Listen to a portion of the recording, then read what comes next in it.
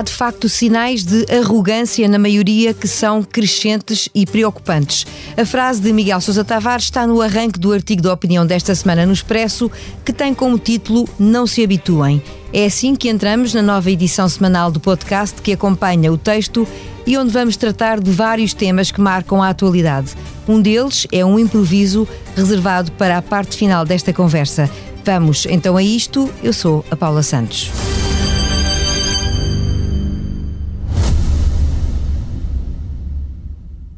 Olá, Miguel. Olá, Paula, viva. Viva.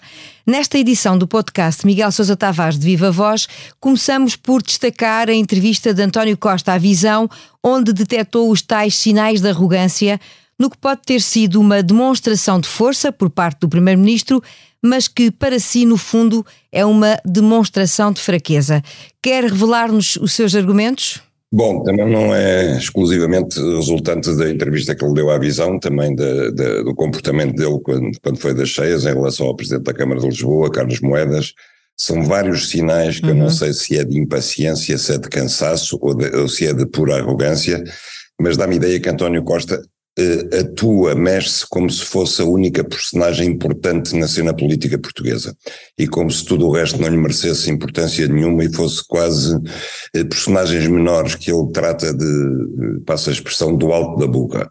E isso não é muito normal, como eu digo no meu texto, eu acho que ele não é uma pessoa com tiques ou instintos ditatoriais, mas de facto está a revelar alguma arrogância, mais do que da parte dos outros membros do governo. Mas sim, também essa arrogância parece-me um bocado transmissível ao grupo parlamentar do PS. O PS voltou aos tempos em que ouvimos António Vitorino a dizer habituem-se, e António Costa repete essa frase, vão ser 4 anos, habituem-se, que é uma frase de mau agouro. Eu não gosto de ouvir, acho que em democracia não gostamos muito de ouvir, é um bocadinho a voz do rei que diz eu sou o rei e vou ser o rei durante 4 anos, portanto baixem a bolinha. São tiques de maioria absoluta, como de alguma forma alguns críticos até da área do PS e ex-governantes já vieram dizer, na sua opinião? São claramente tiques de maioria absoluta e tiques de quem não está para perder muito tempo, nem muita paciência, nem gastar muitos neurónios a ligar ao que dizem as oposições e o que dizem aos outros. Isso foi particularmente visível na forma como ele tratou a Iniciativa Liberal, que está para além da irritação, quer dizer, aquilo é mesmo quase má educação, e foi mesmo má educação política, má educação cívica. A maneira como ele trata a Iniciativa Liberal é de quem não está sequer disposto a travar o combate político das ideias, a enfrentar as ideias da Iniciativa Liberal, e então despacham-os com meia dúzia de tiradas de mau gosto e de má educação, que de facto são típicos de quem não é só ter a maioria absoluta, é ter o rei na barriga. Em relação à Iniciativa Liberal, o Miguel até tem uma explicação para a forma como o Primeiro-Ministro se refere ao partido. Tem a ver com o facto de ser diferente dos outros. É diferente, eu digo que é a única coisa nova em termos de ideologia que apareceu na política portuguesa nos últimos 20 anos, porque se pensarmos bem, toda a política portuguesa, quer do ponto de vista político stricto sensu, quer do ponto de vista de soluções económicas, assenta muito no Estado. Tem sido sempre essa doutrina dos partidos de esquerda e mesmo a direita não tem tido alternativas. Portanto, aquilo que se discute sempre é mais ou menos Estado, mais despesa pública, mais déficit público, menos déficit público. A Iniciativa Liberal rompeu, porque é um partido liberal, tem políticas completamente diferentes, certas ou erradas. Portanto, trouxe uma coisa nova ao debate político e é isso que muito irrita António Costa. E irrita muito a esquerda também, porque, como eu digo, o Partido Socialista, se é, a meu ver, indiscutivelmente, o partido da democracia, o partido construtor fundamental da democracia em Portugal, é também o partido do Estado. Está profundamente enraizado no Estado, porque é o partido que governou durante mais anos o país, os seus quadros todos estão enraizados no Estado, e criou uma doutrina de assistencialista na política, em que o Estado, ainda agora se viu com a atribuição de 240 euros aos cidadãos mais pobres, é um partido que tem muito uma visão assistencialista da política, e isso choca de frente com aquilo que a Iniciativa Liberal propõe. E, portanto, estamos perante um desafio novo para o qual António Costa visivelmente não está preparado e não tem paciência para enfrentar. Avancemos então na sua análise semanal. A redação final da lei da eutanásia decorre no Parlamento nesta altura e será o último passo antes do texto seguir para a Presidência da República. Depois já sabemos que fica nas mãos de Marcelo Rebelo de Sousa. Seja qual for o caminho que o documento ainda fizer, mais ou menos demorado, o Miguel já ultrapassou as suas próprias dúvidas sobre o assunto. Ultrapassei.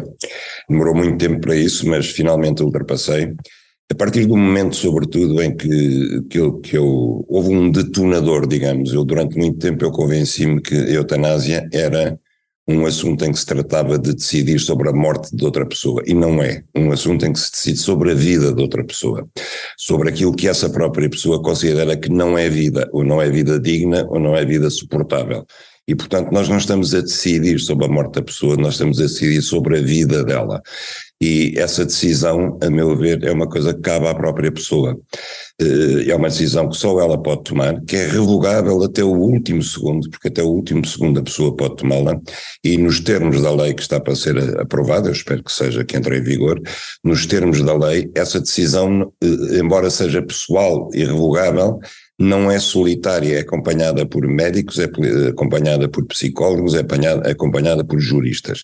É uma decisão informada, é uma decisão que a pessoa pode mudar, como eu disse, até o último instante, e que passa por uma série de pressupostos que esses estão para além da vontade da pessoa. Quer dizer, é preciso que os médicos que reconheçam que o sofrimento é incurável, que a doença é incurável, que o sofrimento é insuportável e que não há capacidade de reversão nem uma vida digna para aquela pessoa. E, portanto, chegados aí, eu acho que esta decisão é puramente pessoal e nenhuma maioria, seja por referendo, seja por decisão parlamentar, seja por voto constitucional, tem o poder de ultrapassar a decisão em consciência que essa pessoa resolveu tomar. Seguimos então para um tema que tem marcado estes dias. Volodymyr Zelensky saiu da Ucrânia pela primeira vez, desde o início da invasão russa, para se deslocar aos Estados Unidos, onde foi recebido com fortes aplausos e prometeu continuar a resistir e não baixar os braços. Agradeceu a ajuda americana e recebeu em troca a garantia de que o apoio se vai prolongar. Para si, Zelensky não é, e estou a citar, nem um grande estadista, como muitos defendem, nem um grande relações públicas, como dizem outros. Quer definir nas suas palavras Volodymyr Zelensky? Eu acho que ele fez uma operação de relações públicas, ao Paulo, eu devo dizer que eu fiquei acordado, segui minuto a minuto toda a visita dele e todo o discurso dele no Congresso, e de facto tudo aquilo foi planeado como uma operação de relações públicas, e por uma razão, porque ambas as partes tinham interesse nisso. Biden tem resistências, algumas dentro do próprio Partido Democrata, muitas dentro do Partido Republicano, que agora vai ter a maioria na Câmara dos Representantes, para continuar a financiar sem limites o apoio à Ucrânia. Vai haver mais apoios no ano que vem, e ele queria garantir, com a presença de Zelensky, que é de facto uma popstar, que o Congresso o apoiaria, tanto o Senado como a Câmara dos Representantes, e para isso era fundamental a presença física do próprio Zelensky e não só as conferências por televisão que ele faz. Por outro lado, para Zelensky é absolutamente indispensável continuar a contar com o apoio americano e sobretudo com os mísseis Patriot, que são uma fabulosa arma de defesa antiaérea. Portanto, juntou-se a vontade coincidente de ambas as partes, e foi isso que levou Zelensky a Washington. Agora, tudo aquilo foi encenado, quer dizer, o próprio facto dele aparecer vestido quase de camuflado com a célebre camisola verde com botas militares. Tradicional camisola, não é? Exatamente, botas militares. Ter feito esperar em pé Nancy Pelosi, que é presidente do Congresso, e Kamala Harris, que é vice-presidente e também, por inerência, presidente do Senado, estiveram meia hora em pé à espera dele, além dos outros senadores. Tudo aquilo foi pensado e foi jogado ao milímetro. E ele fez um discurso banal, disse umas quantas banalidades, pediu mais dinheiro, pediu mais armas, como sempre.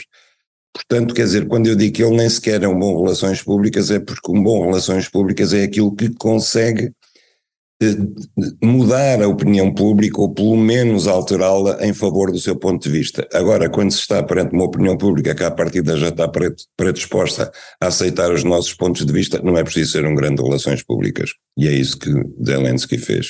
Mas isto não representa no fundo um sinal de força, esta exibição até de algum poderio e de influência, e que isola ainda mais Putin, na sua opinião? Com certeza que é um sinal de força quando se tem uma potência militar e financeira como os Estados Unidos a apoiar-nos a fundo perdido, digamos assim. É evidente que é um sinal de força, é evidente que ele saiu de Washington muito mais fortalecido, quer dizer, é evidente que Putin olhou para aquilo com preocupação, não é por acaso que no mesmo dia despachou o vice-presidente para a China para tentar mostrar, eu também tenho os meus aliados do outro lado, não é? Uma guerra de poderes que resulta numa guerra no terreno que já dura há bastantes meses. Feita a revista... 302 dias. Feita a revista dos temas que marcam a crónica desta semana, seguimos para o improviso. Há uma frase a marcar a sessão de cumprimentos de Natal entre o Governo e o Presidente da República e foi proferida por António Costa. O Primeiro-Ministro disse o seguinte ao Presidente: Portugal vive momentos muito exigentes que implicam uma cooperação e solidariedade institucional.